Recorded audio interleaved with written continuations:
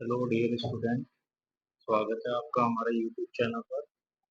आज का हमारा वीडियो कक्षा 10 का, जिसके बारे में हमने पहले की वीडियो में दो रासायनिक अभिक्रियाओं पर चर्चा कर दी थी। अब आगे की रासायनिक अभिक्रिया है विस्थापन अभिक्रिया। विस्थापन अभिक्रिया की रिगार्डिंग आप क्या क्या बातें याद रखोगे? एक तो विस्थापन अभिक्रिया को जब भी आप याद कर रहे हो तो उस समय इस बात के लिए निश्चित हो जाइए कि विस्थापन अभिक्रिया हमेशा तत्वों की क्रियाशीलता पर आधारित अभिक्रियाएं होती है। इस विस्थापन अभिक्रिया में हम ये कह सकते हैं कि कोई एक आपको यौगिक मिलेगा, उस यौगिक में उच्च क्रियाशील तत्वों को यदि रखा जाता है तो उच्च क्रियाशील तत्व यौगिक में उपस्थित धातु तत्वों को विस्थापित कर देता है। तो ध्यान रखना, तत्वों की क्रियाशीलता का आपको क्रम पता है तो आप आसानी से इस टॉपिक को लर्न कर सकते हो। क्रियाशीलता की बात करते हैं तो यहाँ पर मैंने लगभग 4-5 मेटल की क्रियाशीलता बता रखी है। कौन कौन सी है? सबसे ज्यादा कैल्शियम, कैल्शियम के बाद में मैग्नीशियम, फिर आता है जिंक, जिंक के बाद में फेरस, फेरस के बाद में लेड, लेड के बाद में हाइड्रोजन, हाइड्रोजन के बाद में कॉपर। क्या क्या बातें सीखोगे आप यहाँ पर? यहाँ पर आप यह सीखोगे कि कोई भी एलिमेंट यदि विस्थापन अभिक्रिया कर रहा है तो उस विस्थापन अभिक्रिया के लिए यह शर्त है कि एक तो इनकी ये क्रियाशीलता का क्रम आपको पता होना चाहिए कि यदि हम लेफ्ट टू राइट जा रहे हैं तो लेफ्ट टू राइट जाने पर क्रियाशीलता घट रही है। क्रियाशीलता का सीधा सा अर्थ है कि यह एक ऐसी प्रवृत्ति की धातु होती है जो किसी अन्य धातुओं को विस्थापित करने की क्षमता होती है। अब परिभाषा क्या है विस्थापन अभिक्रिया की? तो परिभाषा आप बताओगे कि वह रासायनिक अभिक्रिया जिसमें कोई उच्च क्रियाशील तत्व कम क्रियाशील तत्व को उसके यौगिक में से विस्थापित कर देता है, विस्थापन अभिक्रिया कहलाती है। यहाँ पर विस्थापन अभिक्रिया को समझने के लिए एक फॉर्मेट दिया गया है कि A प्लस बी सी आपके पास एक अभिकारक की व्यवस्था है। यहाँ पर जो बी सी अभिकारक है और A जो मेटल है वो ए मेटल बी सी अभिकारक में बी मेटल को विस्थापित करती है, बी बाहर निकल जाता है, प्रोडक्ट बनता है आपका एसी फॉर्मेट। ध्यान रखना, यहाँ पर एक उदाहरण दे रखा है, जैसे फेरस हमारे पास एक धातु है। यह फेरस धातु को जैसे कॉपर सल्फेट के विलयन में हम रखते हैं तो कॉपर सल्फेट के विलयन में फेरस धातु कॉपर को विस्थापित कर देती है। तो यहाँ पर आपको कॉपर अलग मिलेगा और FeSO4 का यौगिक बन जाएगा। इस अभिक्रिया को यदि समझ रहे हो तो आप यहाँ पर यह देखिए, ये यहाँ पर Fe है, यहाँ पर Cu है। Fe मेटल अपने से नीचे वाले को विस्थापित कर सकती है, लेकिन यही Fe मेटल अपने से ऊपर वाले को विस्थापित नहीं कर सकती, क्योंकि इनकी क्रियाशीलता Fe मेटल से अधिक है जबकि इनकी क्रियाशीलता Fe मेटल से कम है। तो ध्यान रखना, यह जो टॉपिक है आपका कक्षा 10 में जो लगता है उसमें कॉपर की रिगार्डिंग बात करेगी। कॉपर की रिगार्डिंग दो एलिमेंट की बात हो रही है, एक फेरस की बात हो रही है और एक लेड की बात हो रही है। तो आप ये ध्यान रखोगे कि कॉपर जो धातु है वो कॉपर धातु फेरस धातु से कम क्रियाशील है, लेड धातु से कम क्रियाशील है। इस कारण से ये दोनों धातुएं कॉपर को विस्थापित कर सकती हैं, जिसका एक उदाहरण है हमारे पास Fe प्लस CuSO4 तो बन जाएगा FeSO4 प्लस Cu। दूसरा उदाहरण इसी का थोड़ा सा अपोजिट लिखा हुआ है कि आपके पास यौगिक है FeSO4, इसकी अभिक्रिया यदि आप कॉपर मेटल से करवाएंगे तो यह अभिक्रिया संपन्न नहीं होगी, नो रिएक्शन लिखेंगे। कारण क्या है? कारण यहाँ पर है कि विस्थापित होने वाली जो धातु है और विस्थापित करने वाली जो धातु है इनकी क्रियाशीलता में देखा जाता है तो Fe की क्रियाशीलता अधिक है। यह Fe कॉपर को विस्थापित कर सकती है, लेकिन कॉपर के पास इतनी सामर्थ्यता नहीं है कि ये फेरस को विस्थापित कर दे। यह आपकी विस्थापन अभिक्रिया कंप्लीट हुई। इसी विस्थापन अभिक्रिया का एक अभिक्रिया और दे रखी है, जैसे आपके पास एक कॉपर क्लोराइड का सॉल्यूशन है, इसमें यदि आप लेड को डालोगे तो लेड आसानी से कॉपर को विस्थापित कर देगा, बन जाएगा PbCl2 प्लस Cu। सेम ऐसा ही द्विविस्थापन अभिक्रिया, मोटा मोटा यहाँ पर यह याद रखना, द्विविस्थापन अभिक्रिया की एक ऐसी रासायनिक अभिक्रिया है जिसमें आयनों के मध्य अभिक्रिया होती है। दोनों अभिकारक, जैसे एक अभिकारक AB है, एक अभिकारक CD है, यहाँ पर A अभिकारक ब्रेक डाउन होता है प्लस में माइनस में, प्लस में माइनस में, यहाँ का धनायन इसके ऋणायन के साथ संयुक्त हो जाएगा। ओवरऑल आपके पास बन जाएगा Cp और Ad। आप ये कह सकते हो कि यह अभिक्रिया आयनों के द्वारा संपन्न होती है।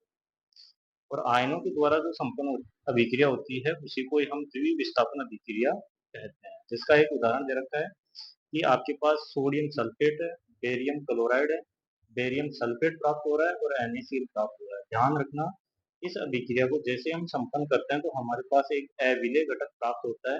यह अविलेय घटक जल में आसानी से नहीं मिलता है, इसी कारण से हम ये कह सकते हैं कि अभिक्रिया में हमको अवक्षेप प्राप्त होता है। तो ध्यान रखना, जिस रासायनिक अभिक्रिया के द्वारा अवक्षेप प्राप्त होता है उस अभिक्रिया को हम कहते हैं अवक्षेपण अभिक्रिया। इसी अवक्षेपण अभिक्रिया के रिगार्डिंग एक और दे रखा है आपके, जो अभ्यास प्रश्न के तौर पर कभी कभार बोर्ड एग्जाम में ये प्रश्न पूछ लिया जाता है। इस अभिक्रिया में देखा जाता है तो लेड नाइट्रेट है आपके पास, पोटेशियम आयोडाइड है, दोनों के सॉल्यूशन को यदि आप रिएक्ट करोगे तो किस प्रकार से होगा। लेड टूटेगा Pb2 प्लस में, NO3 टूटेगा NO3 माइनस में, K टूटेगा K प्लस में, I टूटेगा I माइनस। ये धनायन ऋणायन के साथ संयुक्त होगा, यानी कि प्रथम का धनायन द्वितीय के ऋणायन के साथ और प्रथम का ऋणायन द्वितीय के धनायन के साथ जुड़कर प्रोडक्ट बनाएगा। एक बनेगा KNO3, एक बनेगा PbI। यदि दोनों में तुलना करें हम तो यहाँ पर PbI को एक श्वेत अवक्षेप प्राप्त होगा।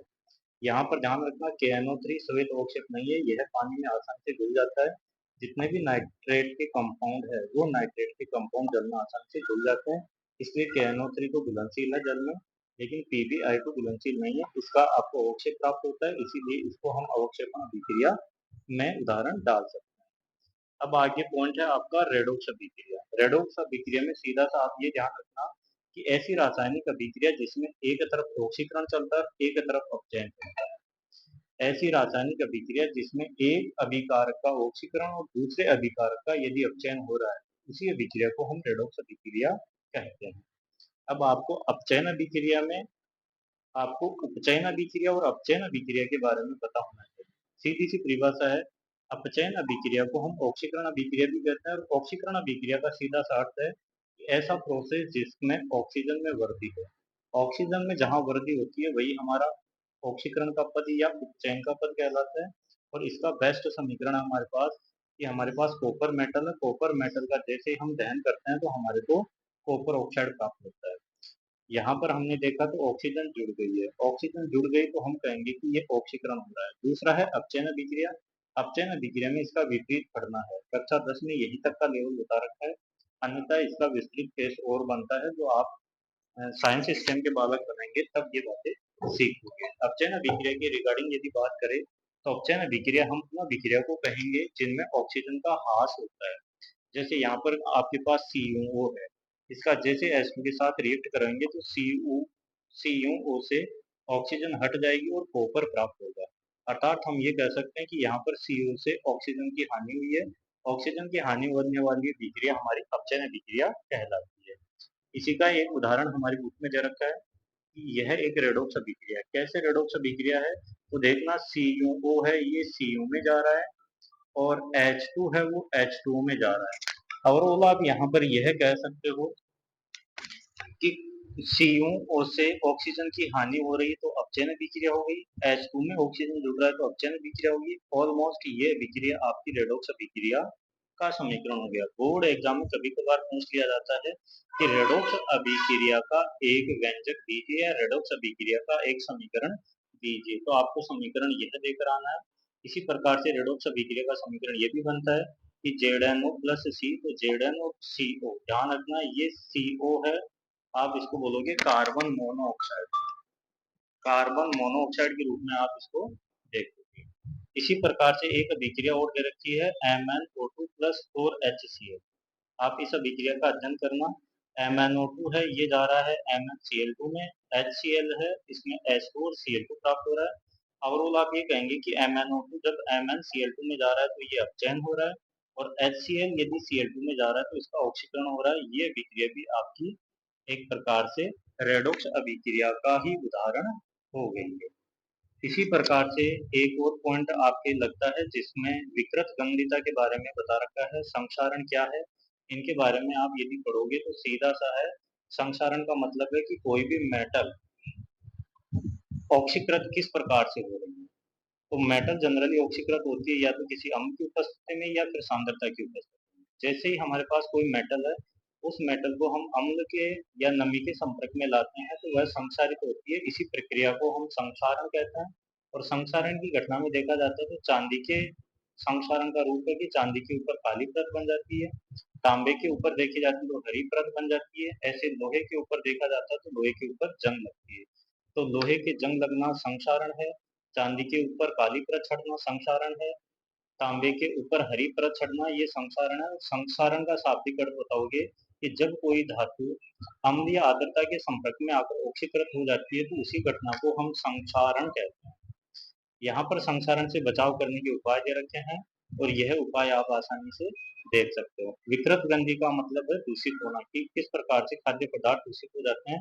विकृत गंधिता में भी हम ये कहते हैं कि वहां पर एक प्रकार से ऑक्सीकरण की ही अभिक्रिया चलती है। और ऑक्सीकरण अभिक्रिया में आप ये कह सकते हो कि कोई भी यदि तेलीय या वसायुक्त पदार्थ है वो उपचयित होकर विकृत ग्रंथि हो जाते हैं और विकृत ग्रंथि होने के कारण उनमें स्वाद और गंध दोनों बदल जाते हैं। इसी घटना को हम विकृत ग्रंथिता कहते हैं। अब यहाँ पर देखिए कुछ प्रश्न दे रखा है कि जब लोहे की कील को कॉपर सल्फेट के विलयन में डुबाया जाता है तो विलयन का रंग क्यों बदल जाता है। सीधा सा आप जवाब दोगे कि यहाँ पर विस्थापन अभिक्रिया संपन्न होती है। द्विविस्थापन अभिक्रिया हमने देख ली है कि ऐसी रासायनिक अभिक्रिया जिनमें आयनों के द्वारा या आयनों का आदान प्रदान होकर कोई अभिक्रिया संपन्न होती है द्विविस्थापन अभिक्रिया कहलाती है। अब यहाँ पर आपको ऑक्सीकरण अभिक्रिया दे रखी है जिसमें उपचयित पदार्थ और अपचयित पदार्थ की पहचान करनी है।